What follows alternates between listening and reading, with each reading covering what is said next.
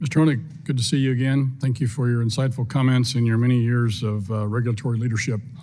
First question's for you. You were talking a little bit ago about all of the different machinations of this Basel rule and how it was implemented. To your knowledge, has there been a cost-benefit analysis done of this rule and the rules that were being implemented as a result of Basel III? Not to my knowledge. There's been no specific cost-benefit analysis done. Academics and others have tried to do that, and basically they find that the benefits of a leverage ratio far outstrip that of the risk-weighted capital measure.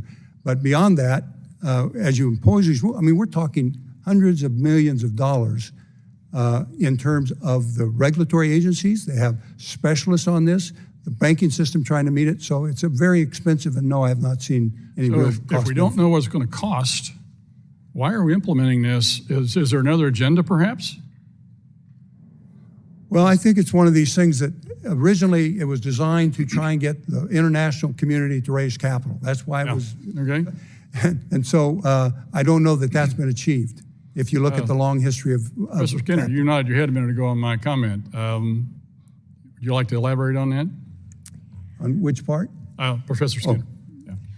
Well, it seems to me that the direction of travel for the Basel Endgame rule is to give the regulators more control over defining what is a credit risk and therefore to whom and against what assets banks should lend, rather than having the banks make that decision for themselves.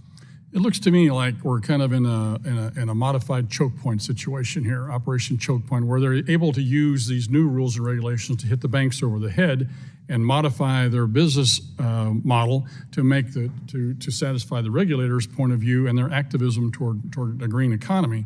Mr. Bashir and Ms. Skinner, you both made comments with regards to the questionability of where this rule really came from the standpoint that it didn't come from Congress.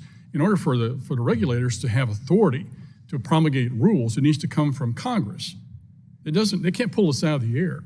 So would you like to elaborate just a little bit more? How are they justifying the ability to take rules from other countries, impact our system, which is the finest in the world, and bring it down to their level with these new rules? Because we didn't authorize this to happen, I don't believe. Can you clarify that, please? It's a big hole in the rule.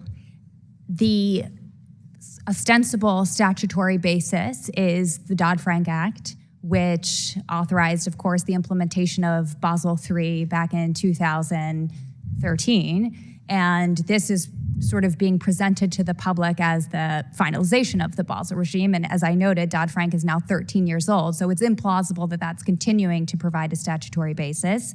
It seems also that part of the rule is motivated by the events that transpired in March of this year with SVB, but of course there's no statutory basis for a rule. Are those rules not supposed to be administered under the Administrative Procedures Act, though? The rule that's been proposed will have to go through the Administrative Procedure Act. Isn't part of the Administrative Procedures Act to have an economic analysis done?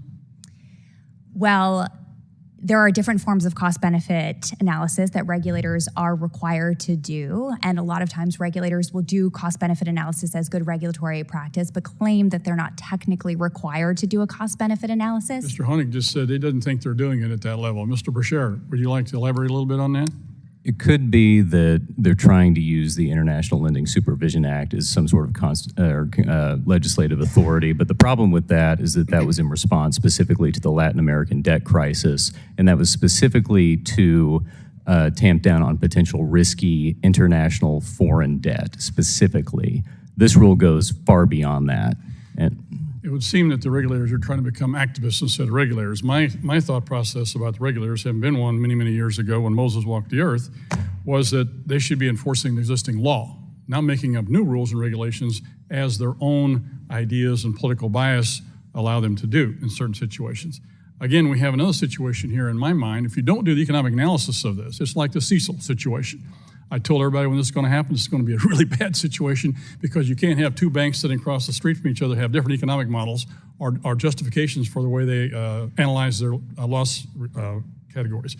And now you have a situation here where we haven't done our background, haven't done the analysis on this, have no idea what we're doing, and yet we're going to put this push this rule and these rules on our banks and not knowing the unintended consequences of this is asinine. This is crazy. This is asking for trouble in my mind. Mr. Chairman, with that, I yield back. Gentleman yields. Gentleman from California.